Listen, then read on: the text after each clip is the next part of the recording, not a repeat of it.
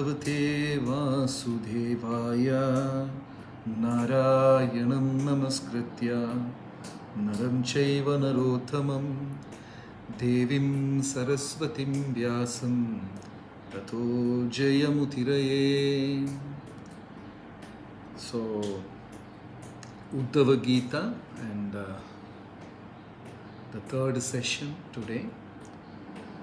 So this is a very big canto. 11th canto is a very big canto, and there are many beautiful portions in Uddhava Gita. Like we discussed Avaduta Brahmana, then we have Aila Gita, then we have Hamsa Gita. Like that, there are many chapters in Uddhava Gita. So, we are discussing today some important points between Avaduta Brahmana conversation to Hamsa Gita. This is very interesting. Once the Kumaras went and asked some heavy philosophical questions to Brahmaji, and Brahmaji could not answer that. The four Kumaras, they went and asked this question and Brahmaji could not answer. Then Krishna appeared in the form of a Hamsa, swan, and answered all those questions. So that is also coming in between this chapter. Then another Brahmana's conversation is coming at the end of this canto. So all these informations, all these conversations are put together by Lord Krishna and given to Uddhava. It's very interesting. So today we are talking different topics up to Hamsa Gita, and it starts with the Varnashrama system. This is a very nice lesson. Very clearly says, generally at present in ISKCON there is a misunderstanding between devotees. Varnashrama means they think farm community, which is not. Many people think Varnashrama means farm community. They go back to India, buy some property, have 3 cows, and they think, okay, now I am part of Varnashrama Dharma.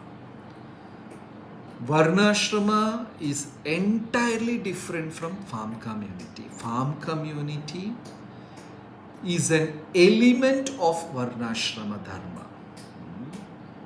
So, this is a very important question which all of us should understand. Finding our Varna and Ashrama is extension of the question, who am I? In Bhagavad Gita, this is the first lesson in Bhagavad Gita, understanding who am I. I am soul, not this body. That's a very basic, that's a first understanding of Bhagavad Gita. So finding my Varna and Ashrama is the extension of who am I. Prabhupada said this, I have done 50% of my job. The baki balance 50%, you people should do it. And when they asked, what is that, Prabhupada said, establishing Varnashrama system. That's what Prabhupada said, and he said it's all in my books. It took decades for devotees, disciples of Prabhupada and grand disciples of Prabhupada to understand what is Varnashrama. Initially, all of devotees, they thought Varnashrama means having 2 cows and some paddy field or whatever. It's like farm community. That is different. We have to find out, what am I? I am soul. Okay, that's fine. Then next, what is my Varna and what is my Ashrama? Sthane stita shruti gata tanuvan manopi. Krishna says in Gita, be in your position. Even you do imperfect job in your varna, it is better than trying to do a perfect job of somebody else's varna. We all have different permutation and combinations. For example, when we go to temple, when we go for a satsang, somebody directly goes to kitchen. They had the mood to cook, serve. They have that mood. Somebody, they come only at the prasadam time. That is their mood. Somebody directly going for kirtan. That's their mood. Somebody immediately go for deity worship. They wear chadar. They're into it. Somebody into shlokas. Somebody into delivering lectures. We are different. Our vasana, our karma, everything is different. So if we don't find out, for example, I may be, a kirtaniya. So if I go to satsang, there are two services available. One is cooking and serving prasad. Another one is performing kirtan. So I will go for kirtan only because that is my vasana, that's my taste, that's where my taste lies. I will naturally go there. And even if somebody push me to enter into kitchen, there also while cooking, the kirtan will be reverberating in my ears. I will not be so satisfied. This is what happened initially in the spiritual movement. Everyone was asked to become a brahmachari. Many practiced and they realized, I don't fit in here. I am by nature, my taste in grihastha ashrama. But they didn't know. They did not identify their own ashrama. Then they got married at the age of 40, 50. Then neither they could continue the brahmacharya ashram perfectly, neither they could satisfy grahastha ashram also. That is ashrama. In the same way, who am I? Am I a brahmana? Am I kshatriya? Am I a vaishya? Am I a shudra?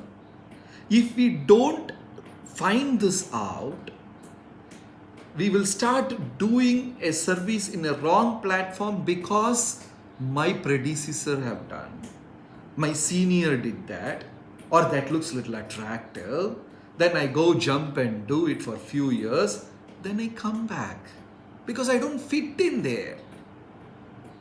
Many devotees going to Mayapur, Vrindavan. Mayapur and Vrindavan is very attractive. And they decide, okay, let me go, sacrifice my life and I will serve there full time.